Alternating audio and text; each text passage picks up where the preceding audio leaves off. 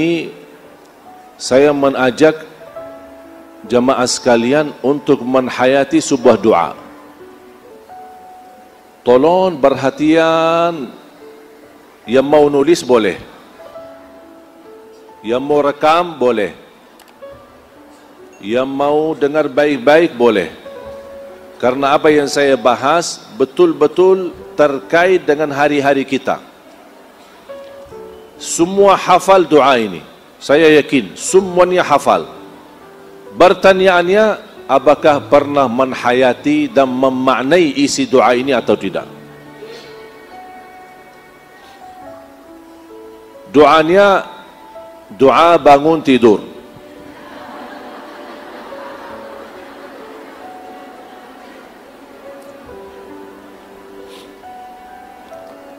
Hafal enggak? Coba, apa doa bangun tidur?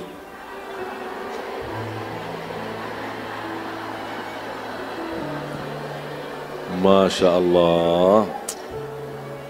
Ini Masya Allah, murid antum luar biasa hafal doanya ini. Dibacakan setiap bangun tidur? Pertanyaan saya, faham gak isinya? Hah? Ayo, siapa yang bisa tafsirkan isinya? Isinya apa? Saya mau dengar dari ibu-ibu. Isinya apa? Siapa ibu-ibu yang mau jawab isinya? Ya, Bu. Jangan foto. Ini yang mau jawab isinya apa? Tafsirnya doa tadi. Bu, siapa? Hah? Ini mau jawab.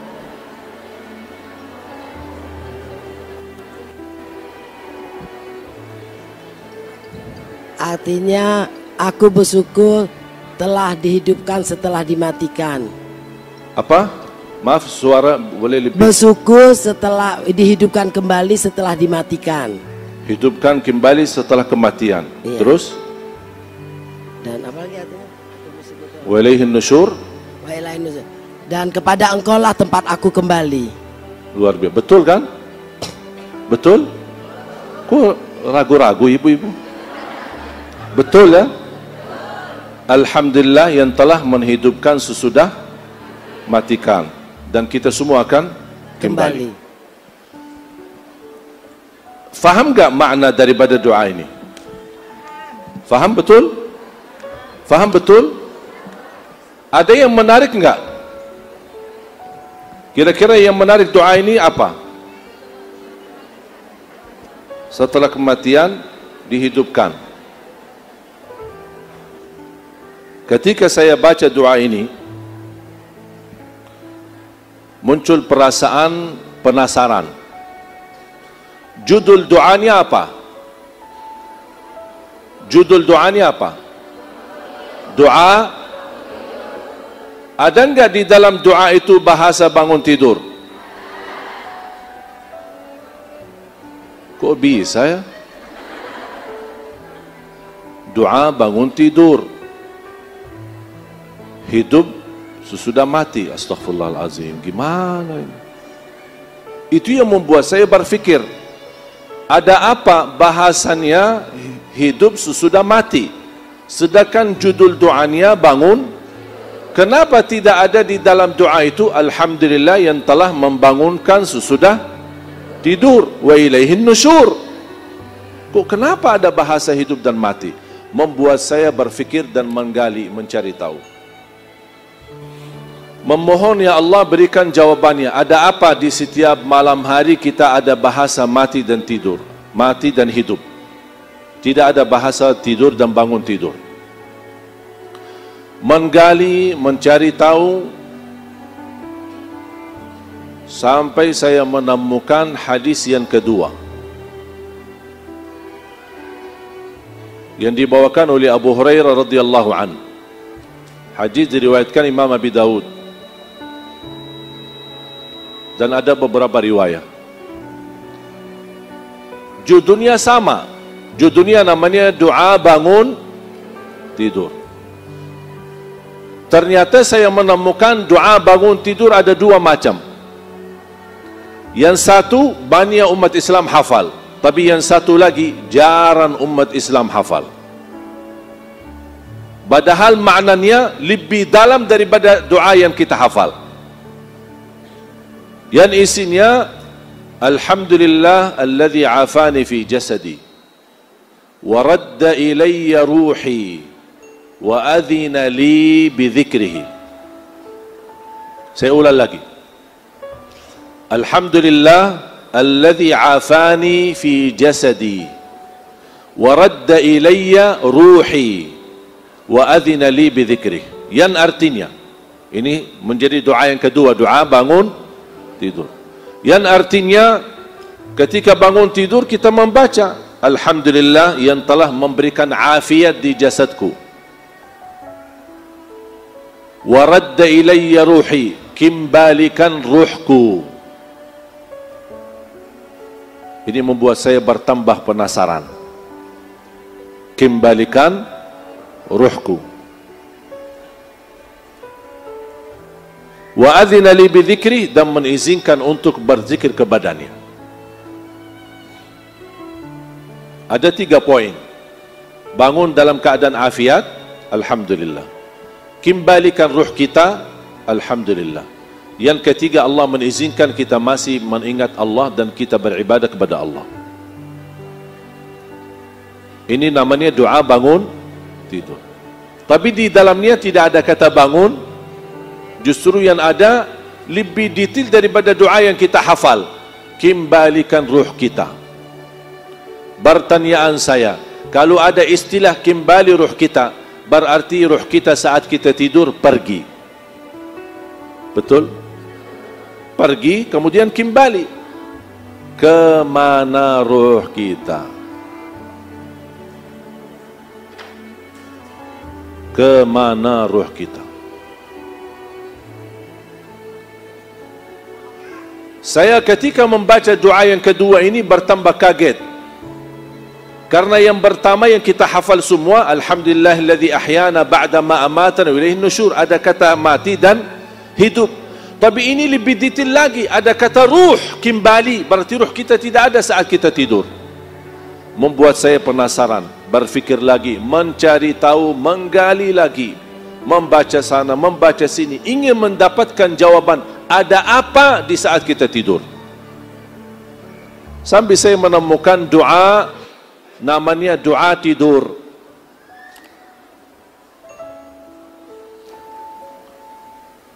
Apa isi doa tidur? Hafal enggak? Apa? Coba. Doa kalau mau tidur, doanya apa? Bismikallahumma,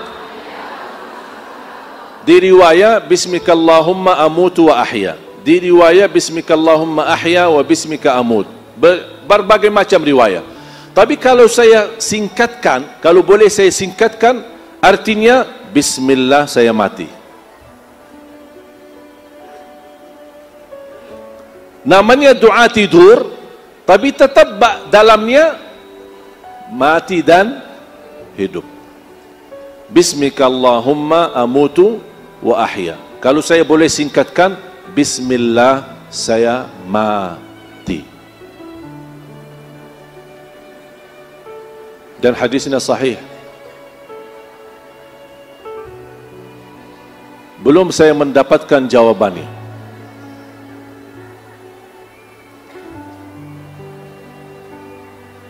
Menggali dan mencari tahu sampai saya menemukan doa yang kedua.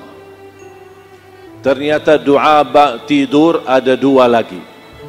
Ternyata doa mau tidur ada 2, doa bangun tidur ada 2. Doa bangun tidur yang dihafal umat Islam, Alhamdulillah alladzi ahyana ba'da ma amatana wa ilaihin nusyur.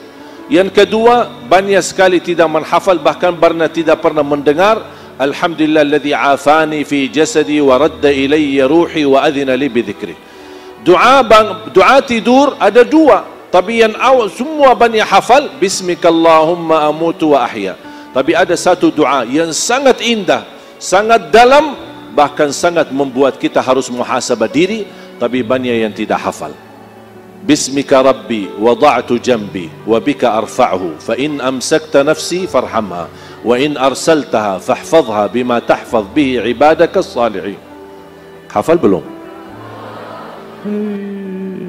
Capek deh. Agak panjang ya. Bismika Rabbi. Cuba sama-sama. Bismika Rabbi. Wada'tu jambi. Wa bika arfa'hu.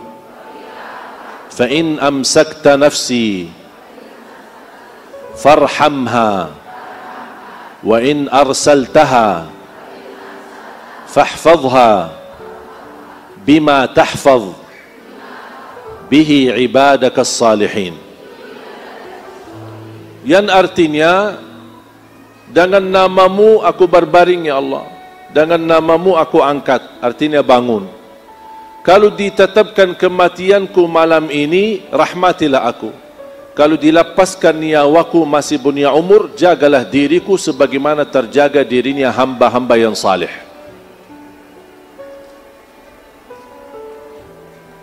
Ini mesti hafal. Jangan hanya bismikallahumma amutu, hafal ini. InsyaAllah kalau sering dibaca, walaupun dari buku, 1 minggu, paling lama 10 hari sudah hafal. Sudah hafal.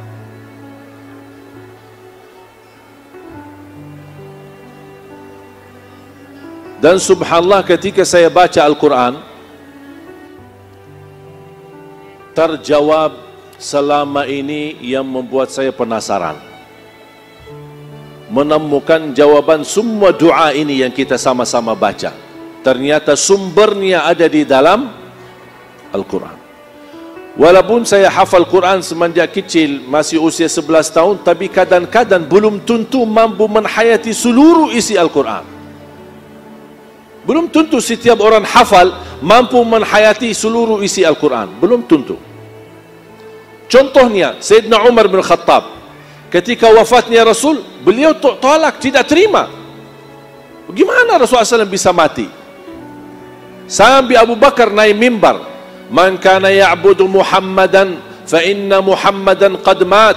Wa man kana ya'budu Allah, fa inna Allah hayyun la yamut. Wa ma Muhammadun illa rasulun qad khalat min qablihi ar-rusul. Afa in mata aw qutila qalabtum ala a'qabikum. وَمَنْ يَنْقَلِبْ عَلَى عَقِبَيْهِ فَلَنْ يَضُرَّ اللَّهَ شَيْئًا وَسَيَجْزِي اللَّهُ الشَّاكِرِينَ. Ketika Sayyidina Abu Bakar baca ayat ini, Sayyidina Umar berkata, demi Allah, rasanya sepertinya baru pertama kali mendengar ayat ini. Padahal Sayyidina Umar penghafal Al-Quran. Itu menunjukkan kami sebagai penghafal Al-Quran belum tentu mampu menghayati semua isi-isi ayat-ayatnya. Makanya ketika saya baca, kebetulan baca tilawah khataman, saya melewati satu ayat. Ternyata Allah di saat saya baca ayat ini, Allah bukakan hati saya, menemukan jawaban yang selama ini membuat saya penasaran, mendapatkan jawaban seluruh doa bangun tidur maupun doa tidur. Surah Az-Zumar, surah 39 ayat 42. Kalau boleh saya usulkan, tuliskan ayat ini dan terjemahannya dan simpan di dinding kamar agar setiap keluar masuknya kita sadari dan kita hayati ayat ini. Ternyata jamaah sekalian, setiap malam kita tidur proses menghadapi kematian. Bisa bangun, bisa tidak. Bisa memelik mata, masih lihat kanan kiri, ada di samping istri kita.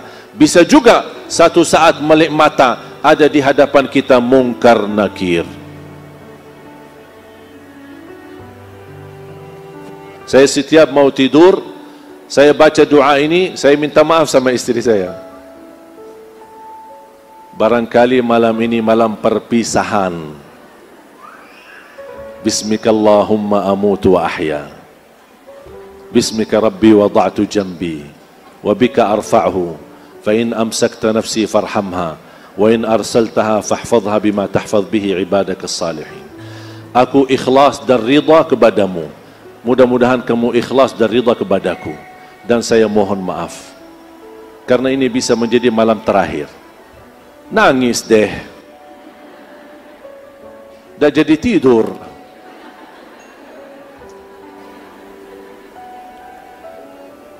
Bahkan Barnab minta, bisa nggak usah dibahas itu setiap kita mau tidur?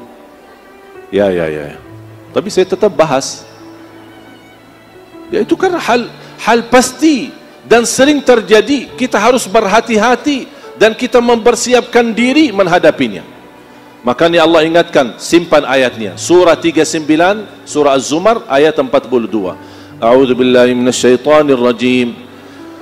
Bismillahirrahmanirrahim.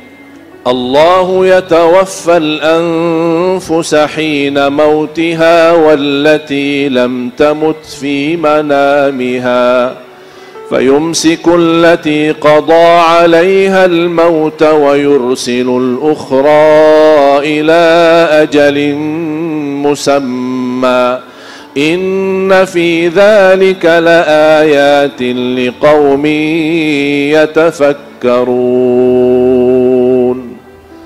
صدق الله العظيم. Ada yang bisa bacain terjemahannya? Aku berlindung kepada Allah dari godaan syaitan yang terkutuk.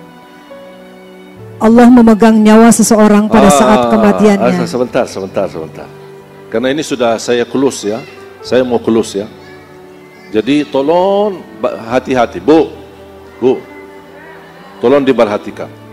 Karena ini penting sekali kita fahami. Agar kenapa kita harus fahami ayat ini? Agar doa tidur dan doa bangun tidur ketika kita baca, terbaca dari dalam hati, terasa betul betapa bernikmat umur yang kita diberikan oleh Allah Subhanahu wa taala setiap hari. Coba. Jadi pelan-pelan Ibu, santai, relax, kita masih ada waktu panjang, juga masih ada giliran guru kita Kiai Haji Arifin Ilham. Coba. Allah memegang nyawa seseorang pada saat kematiannya. Satu, Allah memegang nyawa seorang ketika atau saat kematiannya. Berarti saat kita meninggal dunia, yang memegang nyawa kita siapa? Allah. Kira-kira ada enggak yang kedua atau hal yang kedua atau penjelasan Allah memegang nyawa kita selain kita mati? Ada enggak? Ini jawabannya. Terus? Dan nyawa seseorang yang belum mati ketika dia tidur. Dan memegang nyawa seorang belum mati ketika tidur. Makanya ada salah satu athar, orang yang tidur dalam keadaan wudu, Allah memegang nyawanya dan ruhnya mampu bersujud di hadapan Allah. Karena dia tidur dalam keadaan berwudu, ruhnya mampu bersujud di hadapan Allah. Ini bukan hadis ya, tapi athar. Terus? Maka dia tahan nyawa orang yang telah dia tetapkan. Sekarang megang nyawa orang ketika mati, wafat, itu sudah tidak perlu dijelaskan. Tidak baki maksudnya apa? Ini tidak baki maksud. Kalau Allah berkata Allah memegang nyawa seorang ketika mati, maksudnya apa? Tidak baki maksud, sudah jelas. Kalau mati, Allah memegang nyawa kita. Yang perlu menjelaskan maksudnya, ini tahap yang kedua. Allah memegang nyawa seorang yang belum mati ketika tidur. Oh maaf ya Allah, maksudnya apa? Ini baru fantas kita berkata maksudnya apa? Allah jelaskan maksudnya. Terus lanjut. Yang telah dia tetapkan kematiannya dan dia lepaskan nyawa yang lain sampai waktu yang di saat ditentukan. Tidur ada yang dimegang nyawanya, tapi Allah takdirkan ditetapkan kematiannya, makanya ruhnya tidak dikembalikan. Makanya ketika kita bangunin salat subuh, inna lillah wa inna ilaihi, dia tidak berkesempatan lagi berkata alhamdulillah alladzi ahyana ba'da ma amatana wa ilaihin nusyur. Karena nyawanya di saat tidur yang dimegang oleh Allah, Allah tetapkan kematiannya, tidak dikembalikan. Tapi ada lagi, terus? Sungguh pada yang demikian itu. Maaf. Mundur sedikit. Dia tetapkan kematiannya dan dia lepaskan nyawa yang lain sampai waktu yang ditentukan. Ada yang dilepaskan karena sedang dimegang oleh Allah, tapi ada yang dilepaskan nyawanya sampai ke waktu yang ditentukan oleh Allah. Yang lebih menarik jemaah sekalian, di ujung ayat ini Allah tidak berfirman inna fi dzalika laayatin liqaumin yattaqun. Inna fi dzalika laayatin liqaumin yu'minun. Inna fi dzalika laayatin liqaumin ya'lamun. Tidak dan bukan. Allah tidak berkata ini tanda kebesaran orang-orang yang tanda kebesaran Allah bagi orang yang bertakwa. Bukan. Ini tanda kebesaran Allah bagi orang yang beriman. Bukan. Ini tanda kebesaran Allah bagi orang yang mengetahuinya. Bukan. Tapi yang menarik dan sesuai dan cocok pas terpilih kata inna fi dzalika laayatin liqaumin yatafakkarun, yang artinya sungguh pada yang demikian itu terdapat tanda-tanda kebesaran Allah bagi kaum yang berfikir. Berarti jamaah sekalian, setiap malam kita tidur dimegang niyawahnya oleh Allah. Bisa terjadi dipertahankan niyawahnya, bisa terjadi dilepaskan niyawahnya ke waktu yang ditentukan. Peristiwa ini terjadi setiap malam. Itu tanda kebesaran Allah bagi kaum yang berfikir. Allah mengajak kita berfikir. Hati-hati, setiap malam kamu menghadapi proses kematian. Bisa menjadi malam terakhir, bisa masih punya umur lagi. Kalau kita hayati dan maknai ayat ini, makanya kita baca yang doa menjadi salah satu doa tidur. Sama dengan makna ayat ini, Bismika Rabbi, dengan namamu ya Allah aku berbaring, dengan namamu ya Allah aku mengangkat atau bangun. Ya Allah, kalau ditetapkan kematianku malam ini, rahmatilah. Karena Allah berfirman, kalau ada nyawa yang ditahankan nyawanya, ada yang dilepaskan. Kalau ya Allah saya terpilih malam ini, dipertahankan nyawanya, rahmatilah. Kita semua membutuhkan rahmat. Kenapa terpilih kata rahmatilah? Karena kita saat menghadapi kematian, saat kita menghadapi sakratul maut, saat memasuki kuburan sendiri di tempat yang gelap, saat menghadapi mungkar nakir dipertanyakan, kita semua proses ini sangat membutuhkan rahmat dari Allah. Makanya terpilih kata farhamha. Wa in arsaltaha fahfadha. Kalau ya Allah kami masih diberikan umur dan dikembalikan ruh kami, ya Allah jagalah diri kami sebagaimana dijaga atau terjaga hamba-hamba yang salih. Paham? Makanya ketika bangun tidur, saya punya kebiasaan begitu bangun tidur, buka mata, lihat ke kanan, oh istri saya. Alhamdulillah, Alhamdulillah, Alhamdulillah. Saya baca 3 kali. Baru saya berkata, Alhamdulillah, alladhi ahyana ba'da ma amatana wa ilaihin nusyur.